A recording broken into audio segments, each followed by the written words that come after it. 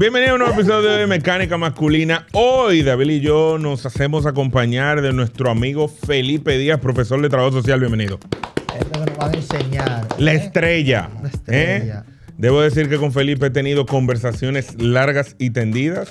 A mí me encanta porque usualmente son en los restaurantes y son ellos que pagan. Entonces como que uno, Son wow, buenas, son buenas. wow, uno se entiende. ¿Quieres más? Postre, jugo. Y tú no te preocupes. No te preocupes, no. Yo voy todo free. está bien. Todo está Estoy bien, free, estoy la free. Y el maravilla. menú lo ve igualito. Tú no me lees, tú no me lo prestas. Ya, ya. No me Decide, lees, ¿qué tú no- quieres? ¿Qué es lo que tú quieres? Mira, Felipe, ¿cómo te sientes? Todo bien aquí. Muchos afanes, pero bien. Qué bueno. Mira, nosotros queremos hablar contigo basado en tu Todavía le echa para experiencia. acá, Sí, él tiene como un miedo de estar contigo. qué? Tranquilo, que Felipe no come gente. Todavía. Él paga cenas.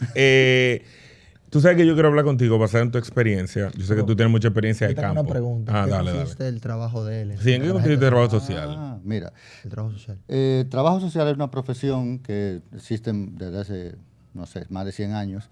Y es básicamente poder acompañar a las personas desde el ámbito individual, familiar y comunitario, sobre todo, a lograr el desarrollo social. A veces se hacen políticas de gobierno, diferentes cosas que se quiere, hacia dónde se va, pero cómo eso se convierte en realidad en la gente, ahí es donde entran estos profesionales que ayudan a que eso se convierta en realidad, desde lo más básico hasta lo que se diseña en más alto. Eso es lo que yo estudié de base aquí en el país y todavía se enseña, y lo estoy enseñando en la Universidad del Estado. Y luego complementé con estudios de políticas sociales para poder amarrarlo y estudios de demografía, que es básicamente las estadísticas, cómo nos dicen del cómo vamos hacia el logro de ese desarrollo, de ese cambio que se está buscando. O sea, tú eres la persona... Tú sabes que uno siempre ve en las noticias con cosas de gobierno que mencionan de que queremos implementar un plan, ejemplo, de disminución de los embarazos en adolescentes. Sí, o de las uniones tempranas. O las uniones tempranas. Entonces, yo tengo esa propuesta gubernamental y vamos a decir, tengo fondos, vamos a decir, para llevar a cabo eso. Tú eres lo que te encarga de Las herramientas que se van a utilizar. la para forma que- de ejecutar eso realmente. Desde el diseño, desde pensarlo hacia dónde es que queremos llegar, qué es lo que hay que hacer, y también ayudar a estructurar quiénes tienen que actuar, quiénes tienen que involucrarse, los diferentes niveles. Estamos hablando de qué tiene que decir la política, qué tienen que tener las instituciones para dar servicios, qué tienen que tener las comunidades para apoyar ese servicio, qué tiene que pasar en las familias y qué la gente tiene que también tener presente, o sea, que se van conectando. Son espacios individuales, pero que también si no se conectan, tú puedes trabajar mucho en un lado, pero luego, o sea, El tú otro puedes se cae. convencer al hombre que no tiene que conseguir las niñas, pero a caerle atrás a las niñas, pero si no hay una institución que también le apoye eso, se cae. Si tú hablas con las niñas de cómo tienen que tener acceso a la salud, pero cuando van a los servicios de salud no hay nadie que les atienda, se cae. Entonces no funciona la política, el proyecto en general. Entonces, ¿cómo se articula eso? Desde el diseño, cómo se escribe, pero también cómo se implementa, que es lo que tú dices. ¿Quiénes tienen que estar ahí? ¿Qué tienen que saber? ¿Qué tienen que tener en la mano? Y luego también saber cuál es el indicador que va a marcar eso. ¿Es gastar el dinero?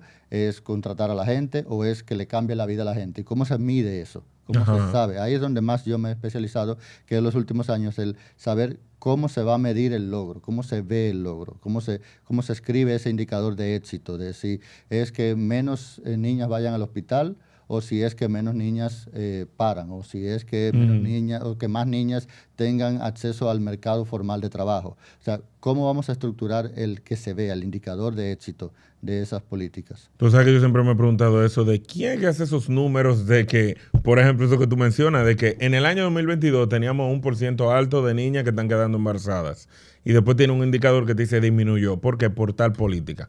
Esa es tu área más o menos, Ahora mismo. Claro, parte de. más o menos. Ahora, tú que has tenido vamos a decir, esa experiencia de campo, uno que está en la ciudad y vive en todas las redes sociales, qué sé yo cuánto, y ve de cada año un día situaciones de uniones tempranas con adultos, con menor edad, ¿realmente se dan esos casos de forma regular en el 2025 todavía?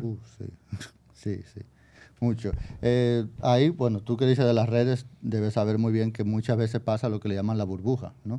Si tú estás en este círculo, te mueves en un pedazo de la capital, lo que pasa aquí tú crees que es la realidad y que eso es el todo, pero resulta que los 10 millones de habitantes de este país no están aquí, no están en tu burbuja. Entonces hay cosas que no necesariamente ves. Y eso se puede demostrar también con estadísticas, donde cuando tú dices, bueno, yo no he visto tantos casos de uniones tempranas, Pero si luego dices, vamos a salir al campo, vamos a salir a un campo de Santiago, no al municipio cabecera, a un campo de Santiago, y tú empiezas a revisar cómo está la situación, y tú dices, no, pero aquí no es un 32% como en el resto del país, aquí es un 60%, Okay. porque la parte rural se da más. Pero y tú empiezas a preguntar. Una cosa que nos hemos visto mucho, cuando trabajamos en esa política específicamente de uniones tempranas, las mujeres que tienen que estar con las chicas en el terreno, tú les preguntas, ella las reúne para capacitarle, decirle qué es lo que vamos a hacer, cómo que va a funcionar, y a ella misma tú le preguntas, ¿y ustedes a qué edad se casaron?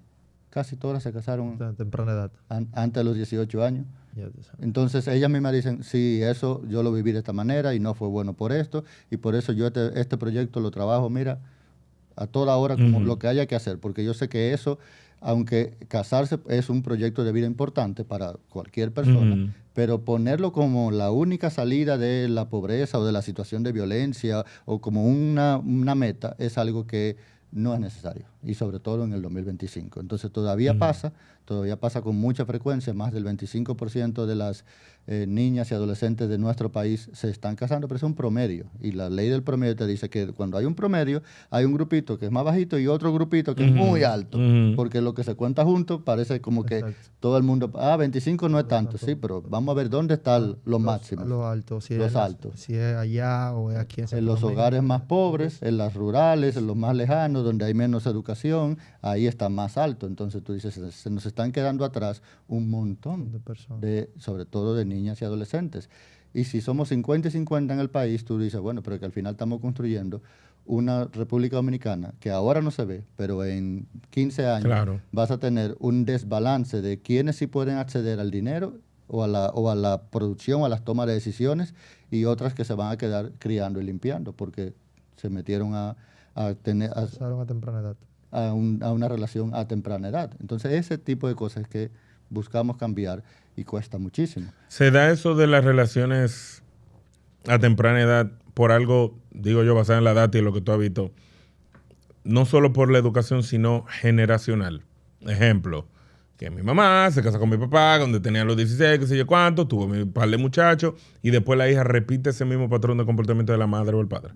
Hay muchos factores. Esa es una cosa que no es fácil determinar como qué es lo que lo causa, porque hay muchas cosas. Está el tema del acceso a ingresos. Cuando hay pobreza, hay búsqueda de pobreza, y cuando aparece un fulano que te va a ofrecer algo, tú lo ves como una salida, o ella lo ve como una salida, el hombre lo ve como te voy a ofrecer una salida a esta niña, la familia también, eso es cierto.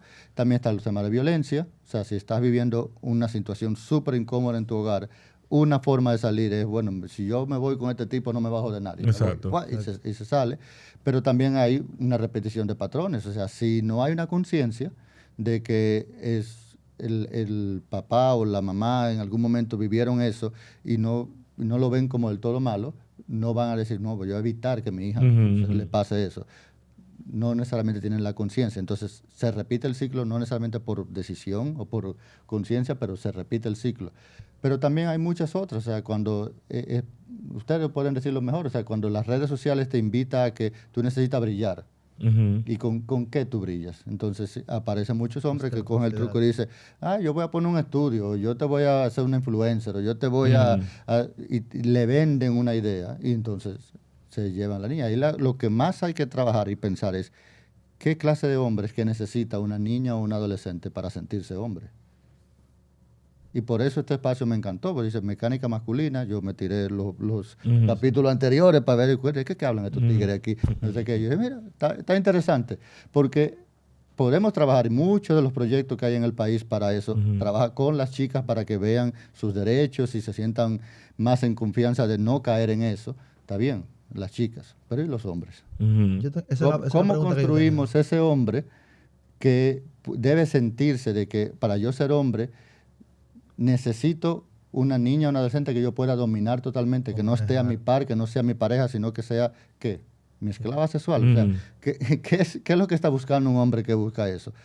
Hay que entenderlo. Yo no lo tengo estudiado para decirlo. Yo puedo tener mis hipótesis casi que personales de qué está pasando ahí, qué necesita, por qué le huye a una relación responsable con una mujer de su edad, de su competencia y demás. Puede haber muchas cosas, pero está pasando. Está pasando que los hombres quieren buscar a una niña que puedan Controlar y dominar. manejar.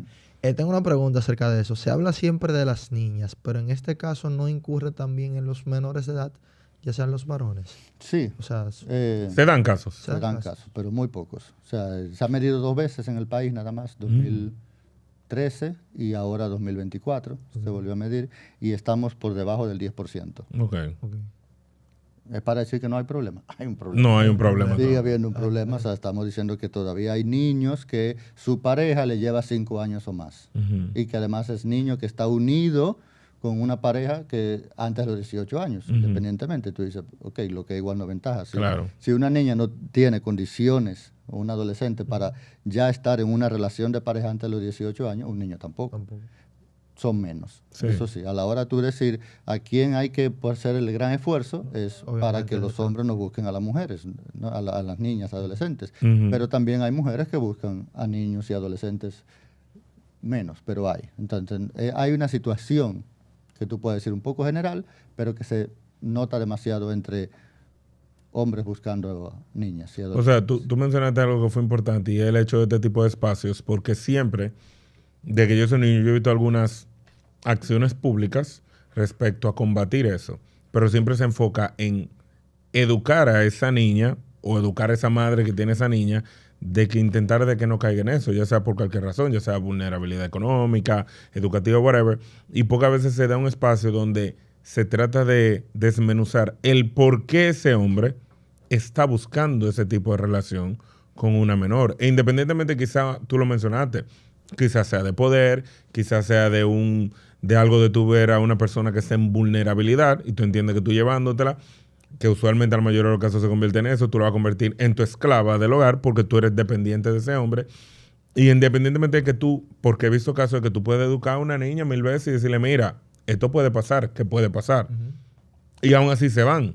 O sea, se dan ese tipo de casos donde, ok, yo tengo este muestreo de esta persona, le dimos esto, esto y esto y esto, y aún así caen. ¿O tú entiendes que hay un crecimiento cuando la gente se educa y tiene áreas de oportunidades, ya sea laboral y de crecimiento familiar? Siempre va a haber un margen, o sea, nada es infalible, 100% universal, funciona. Nunca va a haber un 0%. Sí, la variable más variable es la variable humana. Ujú. Eso, Eso tú no es cierto. puedes hacer algo y volverlo y aplicarlo en otro porque no necesariamente va a Va ser a igual. funcionar. Pero se reduce enormemente. Se reduce. Enormemente. O sea, los programas que se han ejecutado, que hay varias instituciones en el país ejecutando programas con las chicas y adolescentes, tú le enseñas, le das las capacitaciones, le enseñas sus derechos, espacios, le abre la mente y esas chicas suelen buscar, priorizar otros proyectos de vida. Totalmente. Y funciona. Una pregunta. En esas relaciones desiguales. Siempre dice Espérate, una pregunta. Pero él tiene varias. Yo tengo varias. Sí. En esas relaciones desiguales son las. No sabría cómo explicarlo. Las que llevan el mayor índice de menores embarazadas en hospitales. Otra vez, ¿cómo es? Las relaciones de edades desiguales. Ajá. Son aquellas que tienen el margen más grande de menores embarazadas porque tenemos un problema con la minoría de edad y las embarazadas en Sí, hospitales. sí.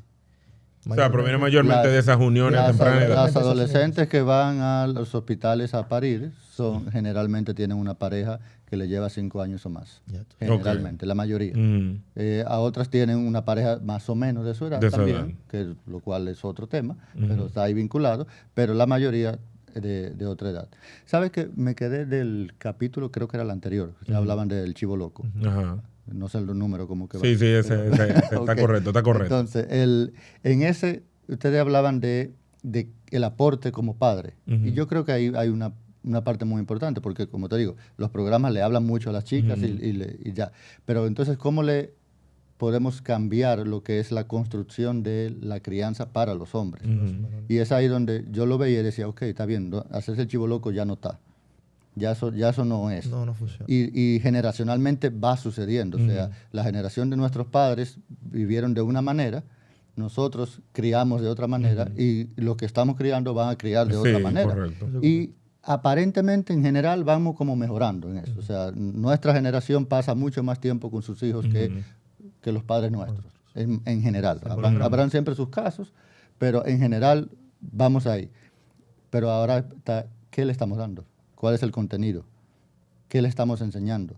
¿Qué tipo de perfil? O sea, yo hablaba con mi hija el otro día y le decía, el círculo de referencia es muy importante para las quienes van creciendo. Porque tú ves a tu papá, a tu mamá, a tu tía, a tu prima mayor o a tu abuela y tú vas aprendiendo qué es lo que hay que hacer y qué es lo que no hay que hacer, qué funciona y qué no funciona. Entonces, en esa referencia es como hombres de hoy, como hombres que estamos criando, ¿cuál es el contenido que le estamos poniendo a nuestra crianza? Okay, estamos más presentes. Okay, y ese tiempo de calidad, ¿a qué lleva?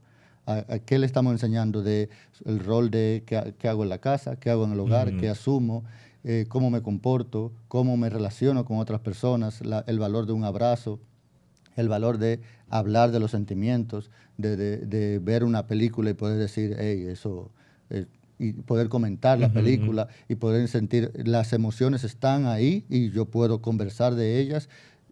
Ese tipo de cosas puede marcar la diferencia. Sí. A veces los que están criando ahora le dan mucha información quizás a sus hijos sin un objetivo claro y concreto.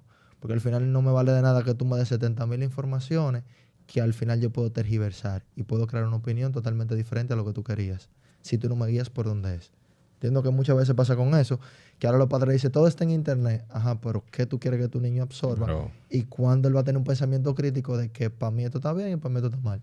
Y eso, muchas veces no pasa. Y eso, yo no sé no recuerdo ahora si lo han comentado en este podcast, pero en la forma de crianza, que es muy generalizada, que es que el YouTube cría a los niños, es como, ok, todo lo que hay ahí puede que sea una parte real, la mayor parte no necesariamente es real. Correcto. Y otra se presenta como real, pero no es real. Pero al final es como, esta va a ser la referencia, entonces mi hijo, mi hija va a aprender cómo es ser una persona, cómo es ser un ser humano a partir de una pantalla. De Reels de YouTube y de Instagram que le van diciendo cómo comportarse, cómo manejarse, cómo decir, cómo no decir, cómo sentirse. Es como, ok, eso va a estar ahí y no hay forma de evitarlo, eso va a estar ahí. Ahora, yo tengo que hacer el contrabalance de eso. Yo tengo que poder decir, indicarle, guiarle que de eso sí, que de eso no, pero además decirle, ok, ahora mírame a mí. Habla conmigo, conecta conmigo y haz como yo hago. Y ahí es que donde está el peso. Tú sabes que yo eso, con esta época de información, yo pensé como que antes nuestros padres no tenían tanta información. Ni nosotros tampoco, por lo menos en mi época. Tú eres digital, yo no, yo vengo de análogo a digital. Hay tanta información ahora que, como tú dices, o sea, los niños ahora mismo tienen 12, 13, 14, tienen un móvil y tienen 300 voces diciéndole cosas. Todo el tiempo. Nadie sabe si es verdad, nadie sabe si es mentira. Pero uno como padre, yo siempre entendí, sí, obviamente esa información está de ahí, pero es mi trabajo como padre guiarte y filtrar lo que es cierto y lo que es falso. Porque obviamente si le dejo mi móvil a mi hijo y se mete a TikTok y se pone a ver cosas, él puede que consuma algo que realmente no sea positivo para él y él cree esa visión y esa idea. Porque los muchachos también replican, como tú dices, de su círculo. Yo como padre puedo educar como yo entienda a mi hijo que va a hacer lo correcto, pero tiene un círculo de amigos. Para eso. Entonces, o sea, a veces tú como padre puedes guiar a un muchacho de una manera, pero tú tienes un círculo de amigos que a veces te tiene, dependiendo de la relación que tú tengas con tu hijo, más influencia que tú mismo. Y obvio, yo llegué a la idea hace muchos años de que, sí, mi hijo va a cometer errores. Porque a mí se me trancó en la mente y que no, para que no cometa los mismos errores. Y yo soy el ser humano que soy por los errores que cometí. Claro. Yo lo que tengo es que darle las herramientas, no TikTok, no Instagram, no un video de YouTube, de cómo superar ese tipo de situaciones que le va a pasar para que cuando venga un amigo, cuando venga una situación, él sepa cómo actuar. Yo creo que eso forma parte de la crianza, que ahora mismo es más peligroso ser padre que en los tiempos anteriores, en cierta manera, porque hay un bombardeo, ya sea de las amistades, de los familiares y de las redes sociales. La única ventaja que tiene eso es que es tanta la información que se abomban, se abruman y llega un momento que es como que hasta ni saben lo que están oyendo. Porque yo he estado ahí mirando 15 minutos y la cantidad, como tú dices, de voces que en 15 minutos le pasan en videitos de 15 segundos. Y tú dices como, ok, al final no entendió nada. Claro. y lo suelta. Entonces después tú dices, ok, yo tengo un chance en algún momento de...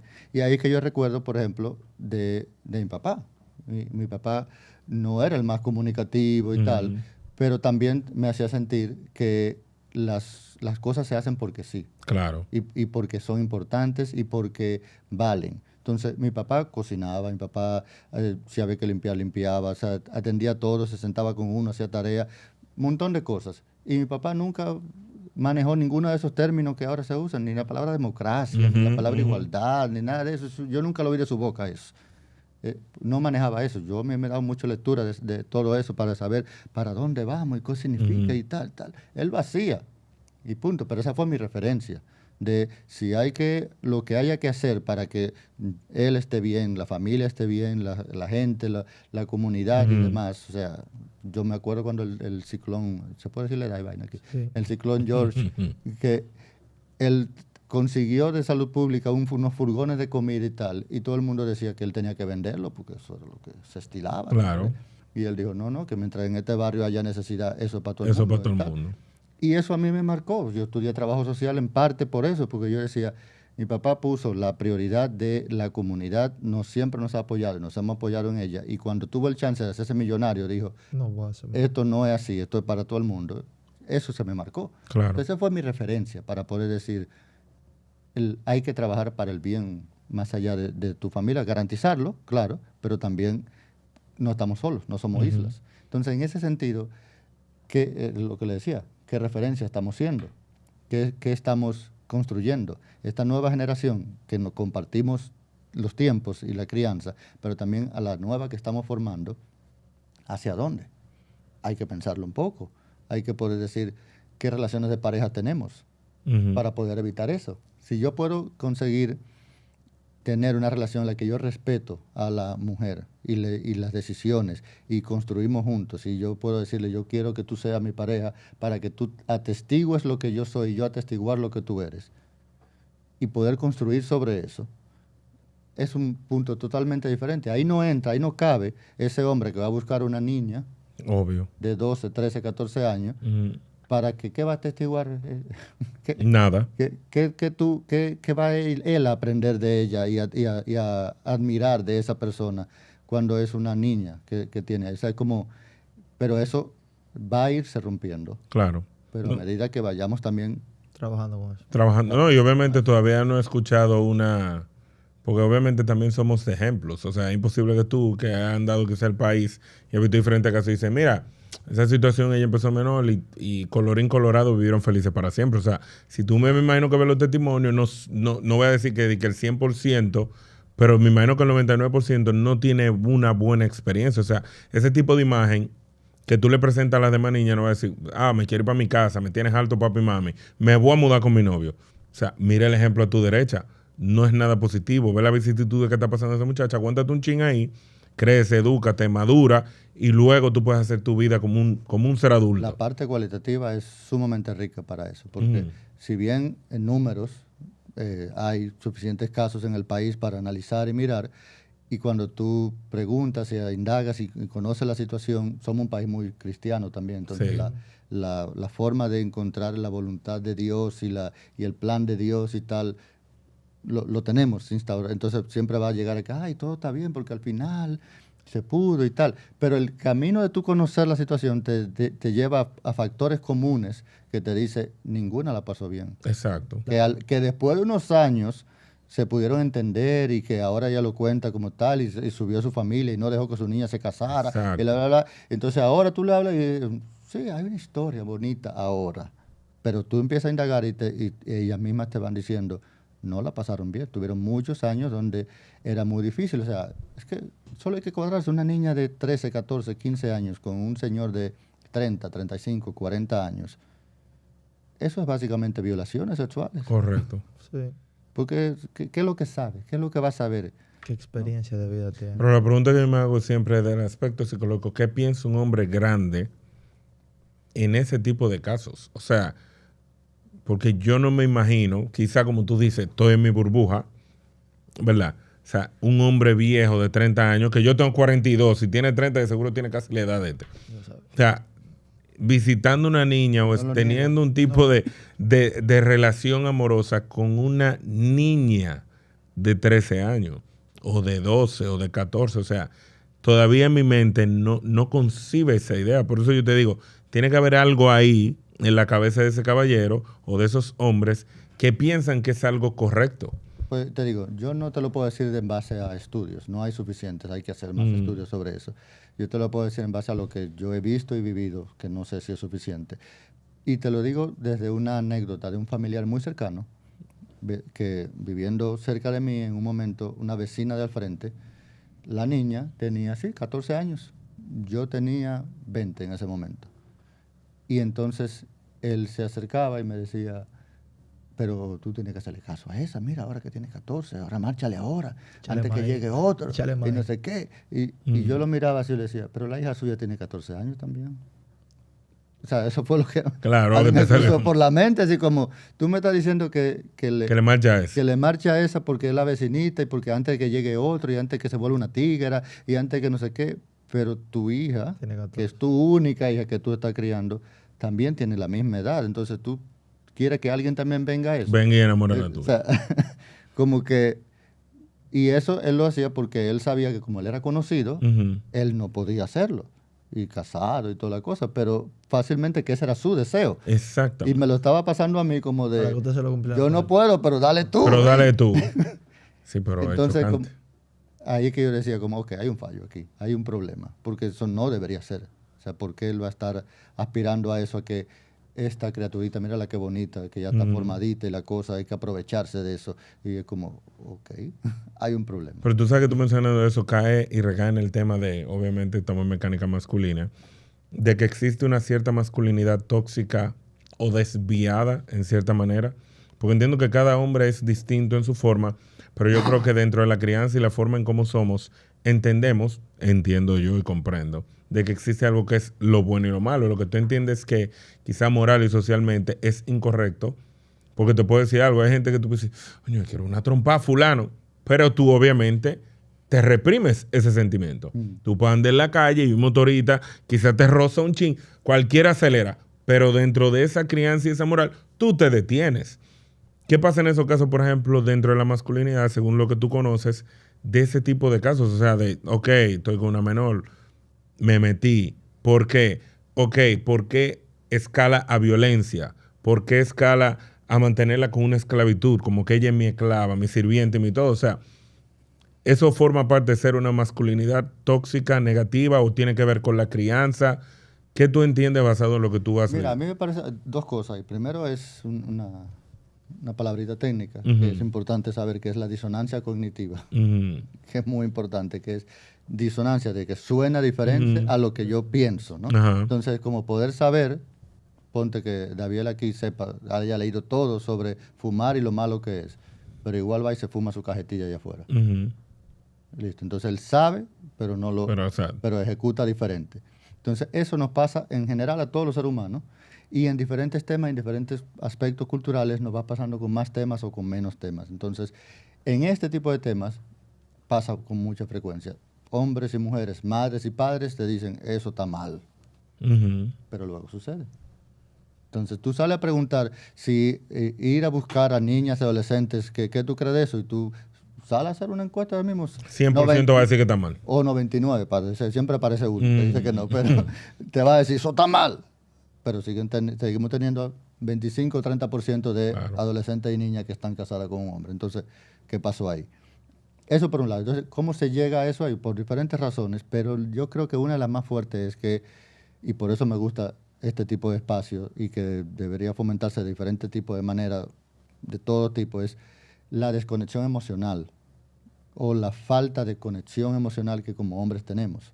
O sea, en la forma en que se crían a las mujeres, desde niñas y adolescentes y demás, tienen mucho de construcción de cuáles son tus emociones, de exprésate, de dilo de esta manera, espacios solo de mujeres que hablan de eso. En los espacios de hombres, y yo creo que usted lo decía en uno de los capítulos, generalmente se hablan de ciertos temas y casi nunca se baja de ahí. Entonces vamos a hablar de pelota, de Jordan, de los Lakers, de Juan Soto, de aquello, del carro, de Verstappen, de no sé quién, bla, bla, bla, bla, bla, y muchísimos temas generales, ¿verdad? Y que la movida, lo que hay, el trabajo, lo que está trending, bla, bla, bla, bla, y podemos pasar 4 horas tirando cerveza y hablando de temas y no hablamos de lo que realmente te está molestando a ti. No hablamos de lo que tú estás viviendo en este momento. A no ser que haya otro espacio posterior, y cada vez hay más, por suerte, cada vez hay más, casi siempre íntimo. Pero no hemos normalizado eso de poder expresar nuestras emociones, y entonces, como no aprendemos a manejarlas, o sea, siempre andamos al límite de la vida, de buscar el dinero, del corre-corre, de la presión y la vaina. Entonces llega un momento que explotamos de algún lado, porque no sabemos manejarlo. Y ni sabemos por qué explotamos, ni cuándo explotamos, ni qué hacer con eso, ni cómo bajarnos de ahí.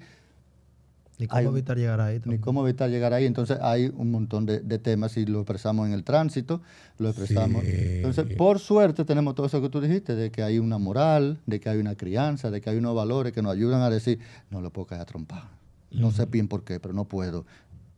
Si me va a salir mi papá de la tumba, me va a agarrar, me va a dar el mismo porque le di.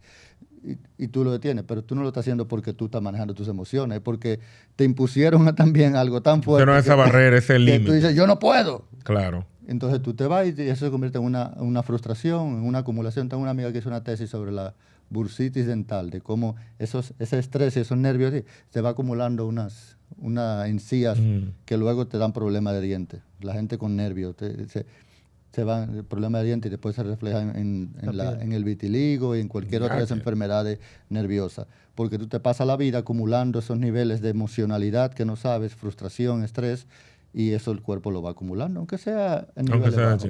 Y cuando es niveles altos, peor. Entonces, como nos vamos matando de a poquito. Es verdad, tú tienes razón, porque yo viví una época donde yo interiorizaba todo. Y yo como que estaba como frustrado y vaina. Después como que un día encontré un par de amigos. Porque en mi caso, por ejemplo, yo siempre he tenido quizás familiares. Tengo un primo, mi hermana, mi hermano. Como que yo he entendido como hombre que a veces uno acumula tantas cosas. No sé, estoy hablando desde la masculinidad. Como muchas cosas. Uno quiere como gobernar el planeta Tierra y hacer 1000 cosas al mismo tiempo. Pero con eso lleva como un peso psicológico que uno no registra porque no frena a analizarlo. Pero yo me he dado cuenta que a veces cuando tú te sientas con alguien, usualmente alguien de confianza o quien sea, y tú empiezas a conversar de lo que tú realmente sientas, como que tú te liberas. Sí. O sea, esto es tan sencillo como tú decir, aunque no tenga una solución, aunque no te vaya a decir para atrás nada, es como tú lo solté, me siento mejor. Hay que tener la apertura también, porque sí, eso es súper importante. Me siento mejor. Y esa es la mejor, la catarsis, poder hablar. Pero hay gente que llega a eso con la presión de, yo soy hombre, yo tengo que aconsejar, yo no puedo decir. Hay que abrirse también a poder decir, claro. Dime tú, yo no sé, dame tu opinión, háblame. Yo te voy a decir todo esto, yo no sé ni para qué, pero te lo voy a decir. Y tal. Pero, por ejemplo, tengo amistades que intentan hablar el tema, pero después se acuerdan y dicen, pero yo soy el más viejo aquí, espérate. Y entonces empiezan a aconsejarte a ti del problema de ellos. Exactamente. Porque, gente así. Porque están en esa mentalidad de que eso es lo que tienen que hacer. Así es que es un hombre. Entonces, como... Y yo, amigo, bájate, espérate, cálmate, pana, cálmate, déjame decirte. Vamos a hablar, suelta eso, vamos a decirte una cosa. Puede que no sea la realidad, puede que no sea ningún consejo, pero vamos a hablarlo. Claro. Y terminamos encontrando un punto, pero hay que abrirse también. Hay que abrirse. En verdad, yo entiendo que la masculinidad, no voy a decir que ha mejorado al 100%, pero los hombres estamos un poquito más abiertos. Porque, por ejemplo, como dice David, él lo dio en el episodio anterior, él fue un psicólogo por una situación de vida que tenía. Y yo veo con más, como mientras pasan los años, yo veo más gente que conozco en mi círculo que dice, yo voy al psicólogo. Tengo amistades que me dicen, yo he ido al psiquiatra, yo voy para el psiquiatra tal fecha porque quiero verificar tal vaina. Yo voy al psicólogo porque siento que esto y esto y esto y esto. Es salud preventiva. Nos pasamos el día entero dándole mente a todo. Es así. Entonces, eso hay que mantenerlo en salud. Y no es cuando ya está enfermo. Tú puedes ir al médico cuando ya está enfermo, pero te conviene ir antes de enfermarte. Y la ventaja es que otro de los mitos que anda por ahí, de que mucha gente todavía cree que eso es carísimo. Que ningún seguro lo cubre, que no sé qué. Eso ha cambiado muchísimo. Hay muchos sitios. Al que yo fui era bien barato, porque era un sitio público, incluso estaba en una iglesia y son muy buenos. Míralo ahí. Y ya muchos cogen seguros, entonces hay muchas formas de apoyar. El gobierno ahí tienen Profamilia, hay psicólogos. Tiene líneas también. Líneas de psicología también. Y los diferentes niveles. No me acuerdo a quién yo le contaba eso. O sea, tú puedes entender cómo tú funcionas, eso es lo principal, cómo yo funciono como hombre, y puedes decir cuáles son las herramientas que yo puedo usar. Si es irme a caminar para un parque y darle mente a la cosa yo solo, si es hablarlo con un amigo, con uno, con dos, si es escuchar música, hablarlo con Romo, pero hablarlo. No, sí, claro. Claro. Pero diferentes tipos de herramientas y hay una de ellas que es ir al psicólogo, porque ahí ya tú estás con un profesional que no va a venir a ti a echarte cuento, ni a opinar hablar así. contigo, ni a opinar porque a él le parece. No, hay una gente que estudió cómo ayudarte en esos procesos. Y te va a las herramientas. Eso es diferente, ¿no? Y es muy necesario en muchísimos casos, pero también puede decir, hay otros, tú puedes estar con ese psicólogo y hay temas tuyos que él no va a poder arreglártelo porque tú lo necesitas hablar con Un psiquiatra. No, con este No, psiquiatra. conmigo. Con un amigo. Sí. Con un amigo. Porque te da las desahogarte. herramientas de. Y una de las herramientas que te hace es siéntate a hablar con tu amigo. Siéntate a hablar. Exacto. Y así es la Háblalo. Pero- O cuando tú tienes un problema con alguien dentro de tu círculo, ya sea tu mamá, tu amigo, tienes que sentarte a hablar con esa persona que tú tienes el problema. Que También. muchas veces no lo hacemos. O sea, yo tengo un problema contigo, tú no tienes un problema conmigo. Exactamente. Claro. Muchas veces eso pasa. Otra pregunta. Ve que Va a tenía más, acabar. te lo Sí, dije. yo tenía más. Última pregunta. Última pregunta. Ya me prendí. Que hablábamos de las cosas, estábamos hablando sobre la religión. ¿Eso quizá en algún punto ha entorpecido el proceso de ayudar con esto? Lo digo porque la mayoría de escuelas, o sea, estábamos hablando con relación a las relaciones de diferentes edades. Ah, ok. En este caso, muchas veces quizá quieren llevar un proyecto o quieren llevar charlas a las escuelas y quizá por el tema y el tono, porque hay que ser muy claro, esto quizá ha entorpecido muchas veces, a veces porque somos un país muy religioso, pero yo entiendo que a veces... Mira, sí, hay un poco de eso, porque dentro de cada iglesia hay diferentes tipos de pensamientos. O sea, no existe una cristianidad universal, ni dentro de cada iglesia cristiana, católica y demás, todos los pensamientos son Claro. iguales, hay diferentes. Entonces, tú tienes gente que se opone, que ni siquiera sabe por qué se está oponiendo, pero se opone. Y hay gente que te dice, no, es que el mensaje de la Biblia y de la cristianidad implica que todo el mundo viva feliz y viva en bienestar. Claro. Y no puede ser que teniendo una niña de 12 años que está siendo violada diariamente por un hombre de 60 años, eso no es felicidad. Entonces, tanto pastores como sacerdotes y demás, hay muchos que entienden y dicen vamos a trabajar y hay muchos espacios para reducir uniones tempranas que suceden junto con las iglesias, pero también hay gente que Se bloquea totalmente. se bloquea totalmente y se opone a que haya un nivel de desarrollo así por cosas que no vienen al caso, cosas que no son realmente argumentos y tal, pero bueno, son los menos, por suerte. Exacto. Gracias a Dios. El otro aspecto con eso que me recuerdo es que ciertamente cuando miramos en las estadísticas, la diferencia de la religión no hace tanta influencia. O sea, las niñas y adolescentes que están en uniones tempranas son más o menos iguales, si sean cristianas, católicas, no religiosas, son más o menos iguales. Por tanto, es un tema estructural como país. No se salvan más las cristianas o las católicas o las no creyentes. Y por eso es algo cultural que debemos cambiar. Y la cultura siempre va cambiando. Le decía a un grupo de estudiantes la semana pasada que precisamente la esclavitud hace 100 años era algo que las mismas iglesias defendían en su momento. Y hubo que hacer todo un trabajo para cambiar la mentalidad y cambiar los valores culturales que fomentaban la esclavitud. Sí, Hoy eso no hay quien te lo compre. exactamente. Hay cosas que la humanidad ha ido a lo largo de toda la historia de la humanidad dándose cuenta que no es bueno y lo vamos cambiando. Y cuando se va cambiando, siempre hay un grupito que se opone, siempre hay un grupito de haters. Eso hay que saberlo sobrellevar y trabajar encima de ello, porque esos cambios que necesitas para que toda la sociedad avance son importantes. No se pueden dejar de hacer porque hay un grupo de gente que no quiere. Si es el bien para todos, hay que hacerlo. El objetivo es que al final esas uniones de edades tempranas sea el mínimo, porque como tú dices, todavía al sol de hoy hay gente que cree en la esclavitud, pero es el mínimo y no son escuchadas, ni siquiera se registran. La idea es limitar eso al mínimo lo más posible o erradicarlo totalmente. Exacto. Tú te pones la Mensajes meta de erradicarlo. finales, mi estimado profesor, Líder. líder, Ajá, también, sí.